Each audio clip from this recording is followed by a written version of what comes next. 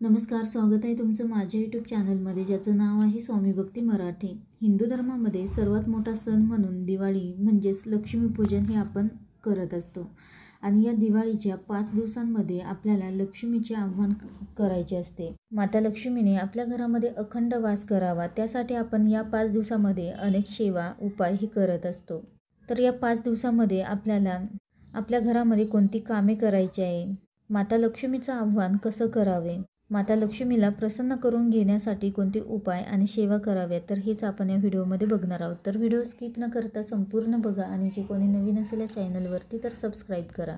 तर बघा, 17 ऑक्टोबर 2025 तर या दिवसापासून दिवाळीला म्हणजेच हा दिवस दिवाळीचा पहिला दिवस असणार आहे. आणि याच दिवसापासून आपण दिवाळीच्या ज्या आपण पणत्या लावल्या जातात, दिवे लावले जातात, तर याच दिवसापासून त्याला आपण सुरुवात करणार आहोत.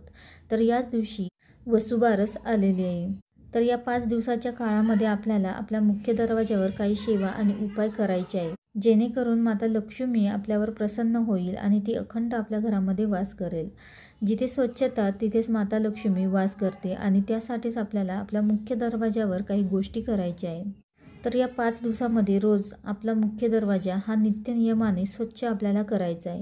दोन्ही बाजूनी आपल्याला म्हणजेच पुढच्या आणि मागच्या बाजूनी दोन्ही बाजूनी आपल्याला स्वच्छ करायचं आहे. आणि त्यानंतर बघा, आपण दरवाजाला तोरण लावत असतो. तर अनेक प्रकारचे आपण तोरण लावत असतो. बाजारातनं आपण अनेक प्रकारचे तोरण आणून दरवाजाला लावत असतो. पण दिवाळीच्या या दिवसामध्ये आपल्याला खरा मान हा असतो तोरणाचा, तो म्हणजेच आंब्याच्या किंवा अशोकाच्या पानांचा आणि झेंडूच्या फुलांचा.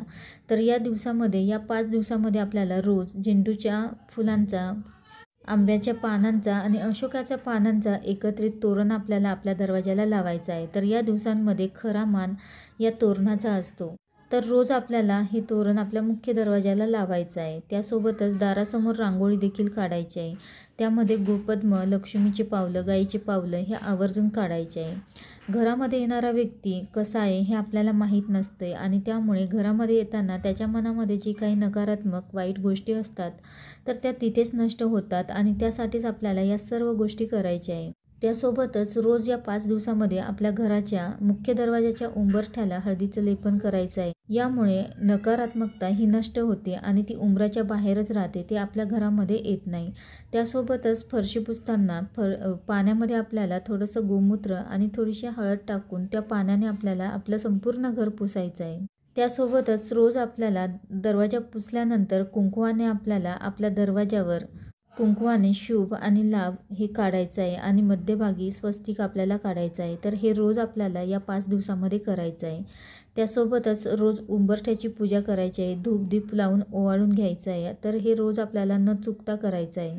त्यासोबतच दिवाळीच्या दिवशी पणतीला मान आहे, त्यामुळे या 5 दिवसामध्ये रोज आपल्याला मुख्य दरवाजाच्या बाहेर पणत्या या 2 लावायच्या आहे किंवा त्यापेक्षा जास्तही लावू शकता. आणि त्यामध्ये आवर्जून तूप असेल तर तूप टाकायचं आहे. त्यासोबतच 5 दिवस रोज आपल्याला तुळशीजवळ देखील शुद्ध गाईच्या तुपाचा दिवा लावायचा आहे, रांगोळी काढायची आहे. तर या सर्व गोष्टी आपल्याला रोज 5 दिवस करायच्या आहे. त्यानंतर हे सर्व झाल्यावर दरवाजाबाहेर चप्पल आपल्याला ठेवायची नाही. तर ती म्हणजेच आपली ही दरिद्रता असते आणि त्यामुळे ती आपल्याला आपल्या दरवाजाच्या बाहेर एकदम समोर ठेवू नये.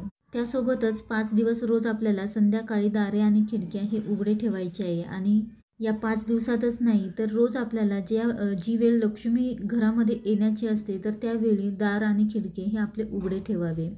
लक्ष्मी येण्याची वेळेला उघडे ठेवायचे आहे. तसेच या वेळेला काहीतरी धार्मिक मंत्र म्हणजे विष्णू सहस्रनाम, कनकधारा स्तोत्र असे कोणतेही तुम्ही धार्मिक गाणे हे तुम्ही लावू शकता, श्रवण करू शकता. तर या गोष्टी आपल्याला करायच्या आहे. तसेच घरामध्ये या 5 दिवसामध्ये कोणत्याही प्रकारची कटकट होणार नाही, भांडण होणार नाही.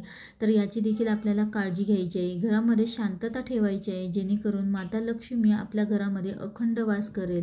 तर या गोष्टींची देखील आपल्याला या 5 दिवसामध्ये काळजी घ्यायची आहे.